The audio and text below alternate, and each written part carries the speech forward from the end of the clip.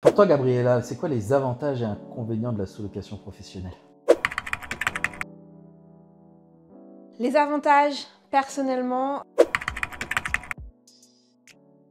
c'est que je ne pouvais pas investir dans de la roche dans l'immobilier. À un moment donné, j'étais bloquée par rapport à Elle a ma... dit de la roche, c'est pas la pierre, la roche. Roche! Par rapport à ma résidence principale, par rapport à plein de choses. Du coup, j'étais très frustrée de ne pas avoir ce petit truc de faire par mes propres moyens. Et du coup, quand tu as commencé à me parler qu'il y avait d'autres systèmes qui étaient la sous-location professionnelle, que je me suis formée avec une formation qu'on a pu avoir et qu'on s'est lancé, ça a été une révélation. Une révélation, pourquoi? Parce que j'ai resté dans le pied dans l'immobilier, en même temps dans la déco, en même temps que l'argent pouvait se faire aussi rapidement, voire plus rapidement qu'un business en ligne parce que j'avais essayé mais c'était plus laborieux. Faut le dire, tu as voulu lancer Ouais, j'ai voulu... site en ligne, e-commerce. Je vais te dire la vérité, j'étais assez frustrée parce que voilà, quand tu es en couple avec quelqu'un qui fait du business, qui fait des choses, et moi j'avais déjà un peu ce petit truc-là en moi quand tu m'as connue, mais ça allait dans tous les sens.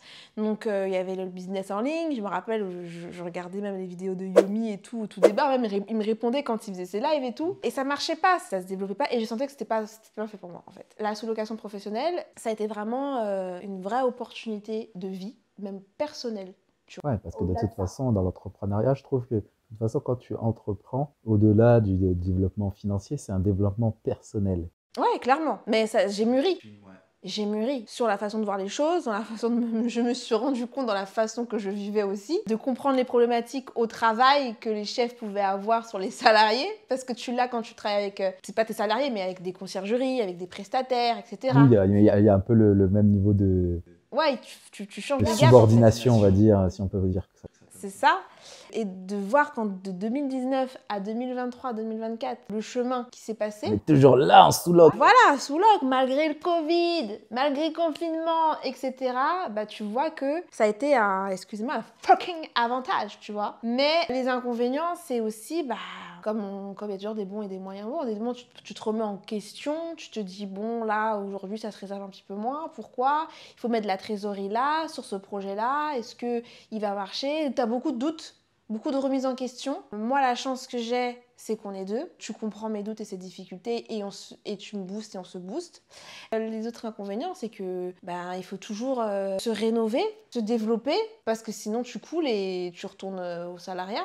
Comme tout business, de Comme toute dans façon. tout business, Et même mais c'est difficile. Et puis, il y a ce train de vie que tu veux garder. Mais même au-delà du business, même quand tu es salarié, dans certains domaines, il faut quand même que tu gardes ce truc où tu es toujours en apprentissage, tu es toujours en train d'apprendre quelque chose. Parce que sinon, les gens derrière vont prendre ta place. C'est un peu tout, c'est la vie en fait. Oui, c'est vrai, c'est vrai. Après, vraiment, les avantages de la sous-location professionnelle, c'est que, comme j'ai dit, chez quelqu'un, j'ai pas que j'ai peur, mais j'aime le risque modéré. Et là, je sais pertinemment que si ça marche pas, je récupère de l'argent, je récupère la caution et je m'en vais. Et quand tu te lances, par exemple, dans un business en ligne, tu commences à acheter du stock, il faut que faut que tu puisses vendre tout. Tu vois ce que je veux dire? Oui, bon, après, il y a des... Après, oui, si tu veux du bon, après dropshipping, etc. Mais tu vois pas tout de suite les fruits, tu vois. Ouais, moi je dirais l'inconvénient, pour moi principal, étant investisseur immobilier, marchand de biens, donc voilà, toutes ces choses-là, c'est que tu capitalises pas. Parce que forcément, quand tu achètes des biens immobiliers, on parle beaucoup de cash flow, c'est sympa, c'est important, et sur les différents biens, j'en fais et j'en suis très content et il n'y a aucun problème. Mais il y a aussi tous les mois où tu capitalises, c'est-à-dire que tu rembourses ton prêt immobilier. Hein, tu rembourses, que ce soit en immobilier locatif ou pour une résidence principale, tous les mois tu rembourses. Donc tous les mois, en vrai, tu t'enrichis. Puisqu'il y a un moment donné, tu vas avoir, en général, certaines plus-values latentes. Oui, là, tu n'en as pas. Parce que là, tu... Et là, c'est pas ton appartement, c'est Tu l'as embelli. C'est pas la maison, c'est pas ta maison, c'est la maison ou l'appartement du propriétaire. Et donc ça a un gros inconvénient, effectivement, c'est que tu capitalises pas et que t'as pas de plus-value latente si tu veux revendre derrière. Donc, versus des investissements locatifs, c'est le gros inconvénient et c'est souvent ce que certains, quand je peux débattre avec d'autres investisseurs qui vont dire ouais mais voilà, c'est pas chez toi, c'est pas ton appartement.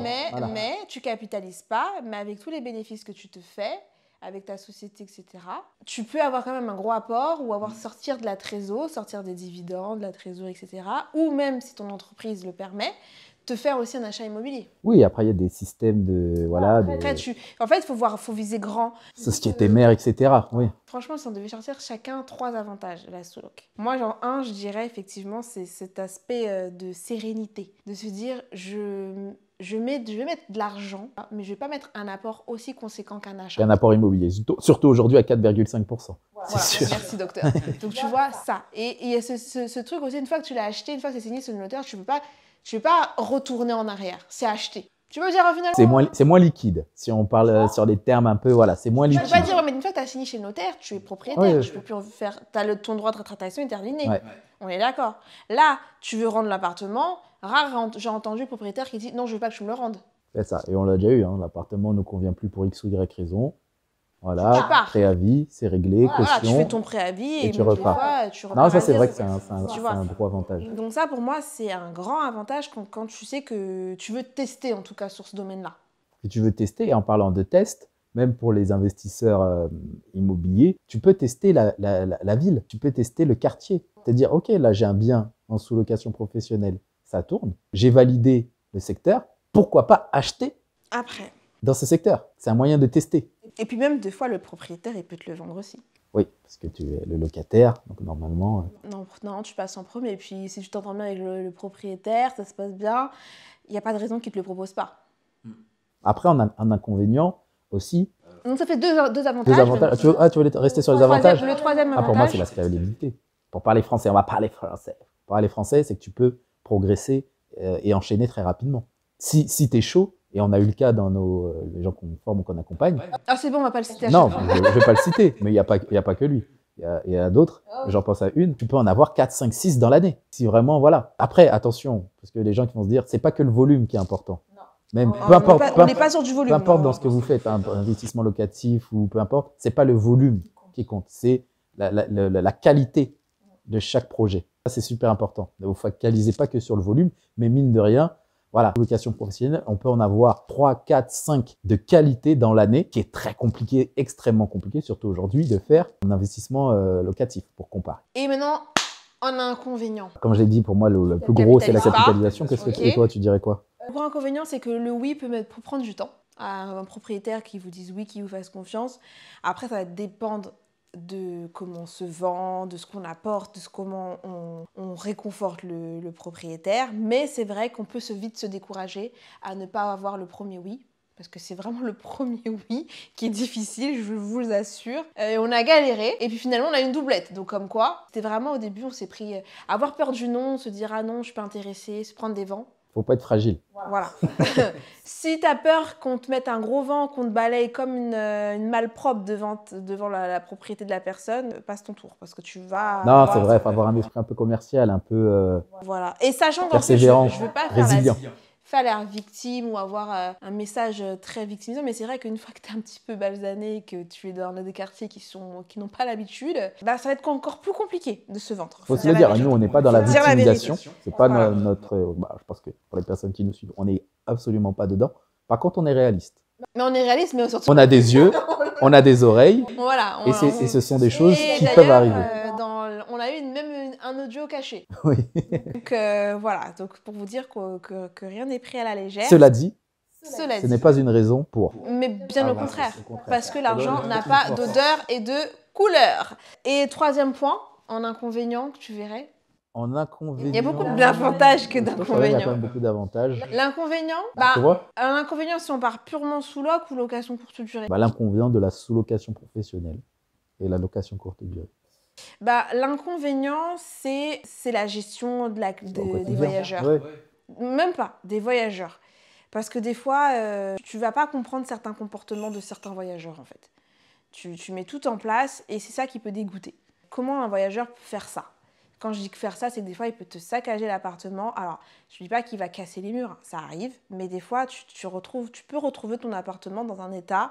Très rare, ça arrive quand même, très rarement ça nous est arrivé. Mais tu peux trouver ton appartement des fois dans un état où tu te dis mais qu'est-ce qui s'est passé? Mais tu veux même pas savoir. Tu lui dis juste mais pourquoi il est parti avec toutes les fourchettes?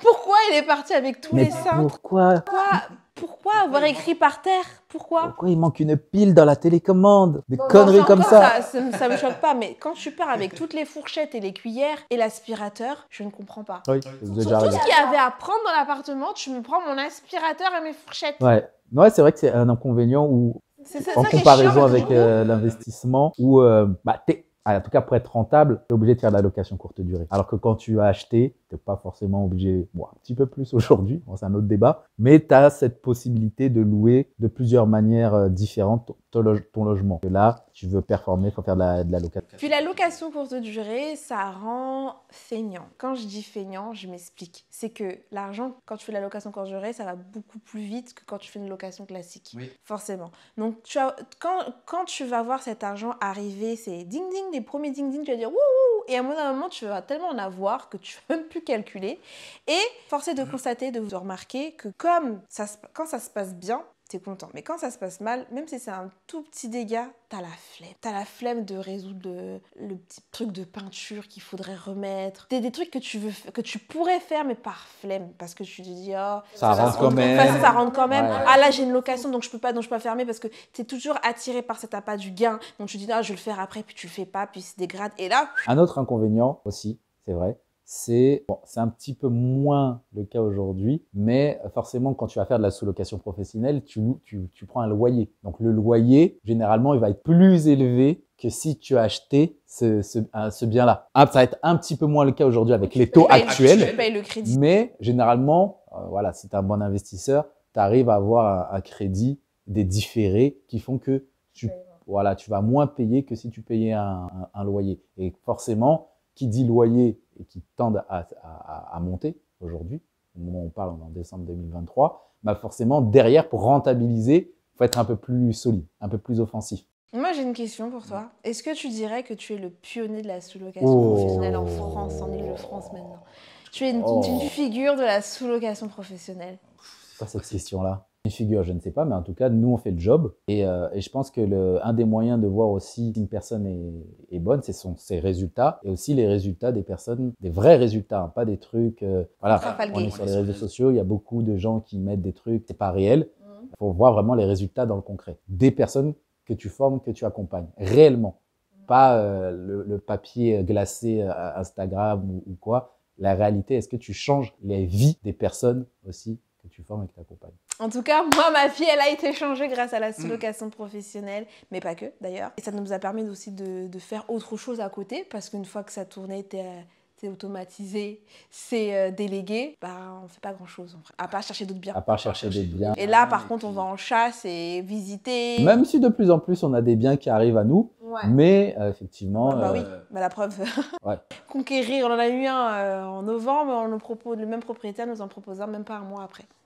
En tout cas, moi, comme je le dis, voyez-le comme une diversification et pas comme une fin en soi. C'est un moyen aussi, c'est un business, donc de récolter de la trésorerie pour pouvoir, après, pourquoi pas, rebalancer dans de l'investissement locatif. C'est ce que je fais dans des projets de marchand de biens, dans d'autres projets X ou Y, sur des marchés financiers, sur tout ce que vous voulez. En fait, il faut garder cette flexibilité-là. C'est pas une fin en soi, mais c'est un excellent moyen, surtout aujourd'hui, en 2024, avec, on va pas répéter les taux, etc. Si c'est bien fait, d'engranger des sous et pour pouvoir les réinjecter ailleurs.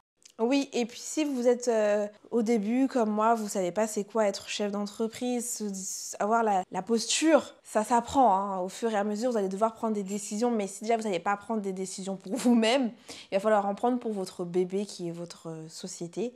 Et il faut vraiment se donner les moyens de croire en votre business, de croire en vous. Si vous ne croyez pas en vous, vous ne pourrez pas croire en votre business. Et si vous voulez que votre enfant, c'est-à-dire votre société grandisse, il faut le donner à manger. Donc pour le donner à manger, il faut travailler pour. Donc il ne faut pas perdre espoir, mais il faut surtout travailler, croire en ce que vous faites.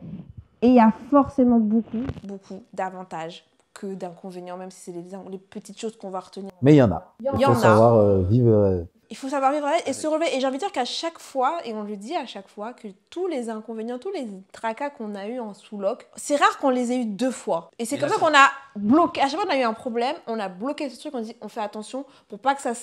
Ouais, mais là, je suis en train de me dire, c'est pas bon, là, ce qu'on vient de dire. Là. On vient de dire aux gens qu'il y a des inconvénients dans notre business. C'est pas pro, ça. On n'a pas menti comme les autres. Putain, c'est pas pro. On la refait ou pas? Dites-nous en Tu commentaire. peux faire la sous-location avec 0 € et tu n'auras 0 inconvénient parce qu'on est tous des mythos quand on te dit ça. Ben oui, allez. On se retrouve en commentaire. Ciao.